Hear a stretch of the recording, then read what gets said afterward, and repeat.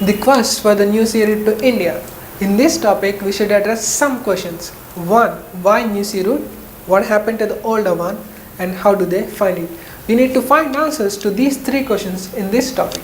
Before we start, we should know how the trade is going on between two countries in ancient days located almost 15,000 kilometers apart without any help from modern technology. If we go back to the history, the trade between India and Europe can be traced back to the ancient Greek period.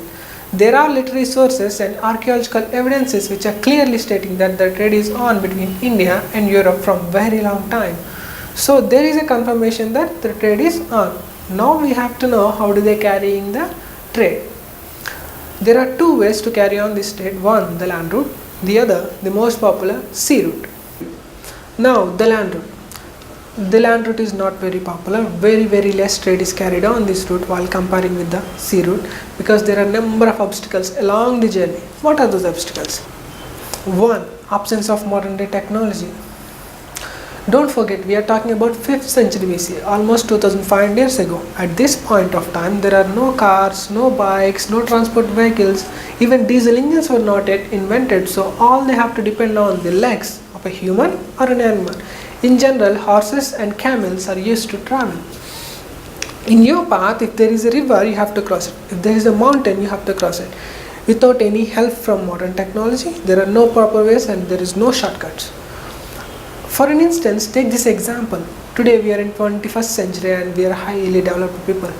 But taking a long walk is very difficult for us. Now think about a man who started his journey to India all the way from Europe in 5th century BC on his own feet. The second one, natural obstacles. Especially at this point of time, nature is completely unpredictable. You never know what's coming next. For instance, take this example. Today we are in 21st century and we have very much advanced technology. We developed highly advanced alert and satellite systems. We know how the tomorrow's climate gonna be.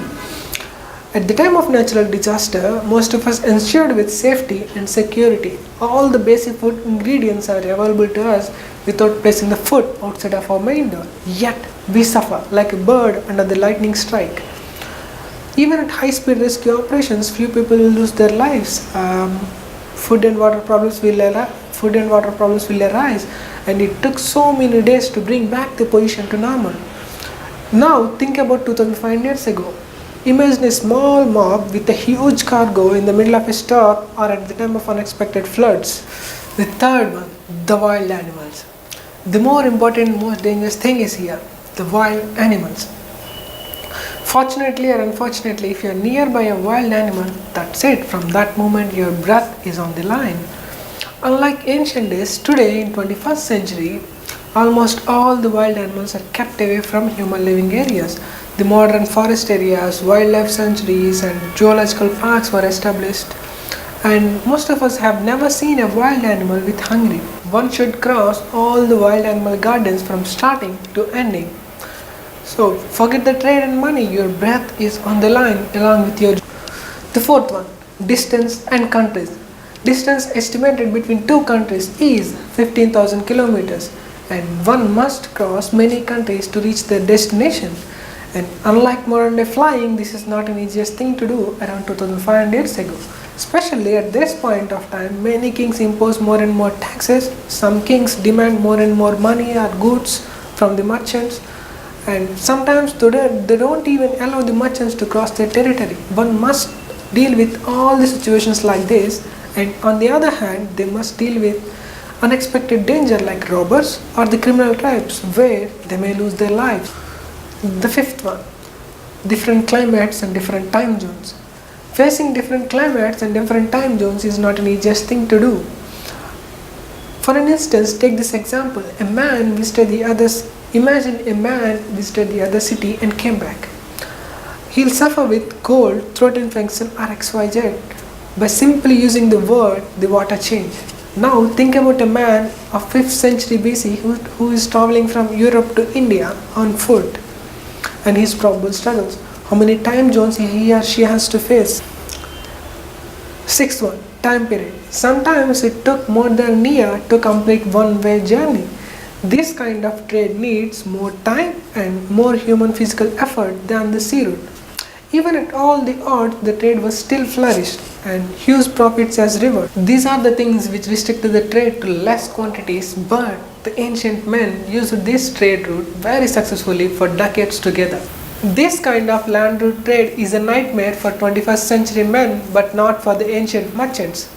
They repeatedly did the miracles every single day on this trade route. And now the sea route. The maritime trade route is very easiest way than the land route. Some regional navigation problems are there, but still it is very easy. If you observe the map, from Europe, merchants sail into the Mediterranean Sea till the Egypt border. From there, they should cross the semi-desert land of Egypt for almost 200 kilometers to reach the Red Sea coast. From Red Sea, there is the direct seaway to the Indian Ocean. From there to the Arabian Sea, finally they'll end up at anywhere in the Indian coastal line. This is the path for the sea route. It looks very comfortable than the land route, right? But it's not. In actual scenario, it's not.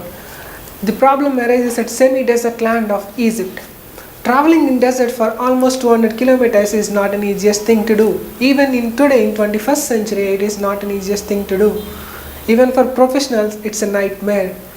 Life-threatening desert conditions on one side, threat from robbers and pirates on the other side make this journey very difficult. The quest for the new sea route to India.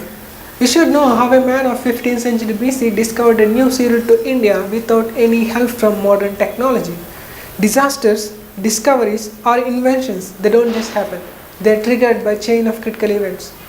Here the question is, why new sea route? What happened to the older one? Conquest of Constantinople by Ottoman Turks. In the year 1453, Constantinople was conquered by Ottoman Turks.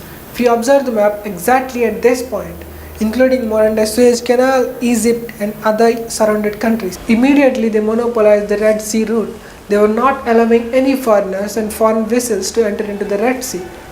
This move by Turks created a situation of chaos in and around Europe. All of a sudden, Europeans were unable to enter the Red Sea. The Asia's profitable trade was paused. Asia's exotic spices and textiles became part of daily life in Europe. All these things kept European merchants and sailors on a firebed. The food was affected, their food was affected, their business was affected, their money was affected. Finally, they lost their livelihood. They desperately need a new way to bypass Turkish monopoly. Need is the greatest opportunity. All they need is Asia's exotic spices and textiles trade. This situation triggered spirit of adventure among European sailors and merchants. Many a times, kings, governments and powerful businessmen sponsoring European sailors to discover a new sea route to India. Especially Prince Henry of Portugal. He was very desperate to find a new sea route to India. It became an obsession for him. In the time being, the navigator became his nickname. Like the Dwayne "The Rock" Johnson, everybody started calling him as Prince the Navigator Henry. All these kind of things keep on adding fuel to the fire inside the European continent. As a result, world witnessed many advances in technologies. One, the art of cartography. Art of drawing maps was completely improved. The modern shipbuilding was started, and navigation sciences were there. There are many advances in navigation sciences, and more importantly, the moment of Renaissance, a renewed interest in something. They desperately fought for 33 years. Then finally, there is a breakthrough. In the year 1486, Portugal sailor named Bartolomé Dias started his sea voyage from Europe. He reached the tip of Africa where he discovered very tough sea travel conditions like 24/7 stormy kind of weather and rocky sea surface. He tried multiple times to cross that area, but he can't get through. He returned back to the Europe and reported like, "We cannot cross tip of Africa because of its weather conditions," and named that point as Cape of Storms. Immediately, the King of Portugal renamed that point as Cape of Good Hope to make sure that negativity is not spreading everywhere, because they don't have any other option except that point. In the year 1492, Italian sailor named Christopher Columbus started his sea voyage towards west from European continent.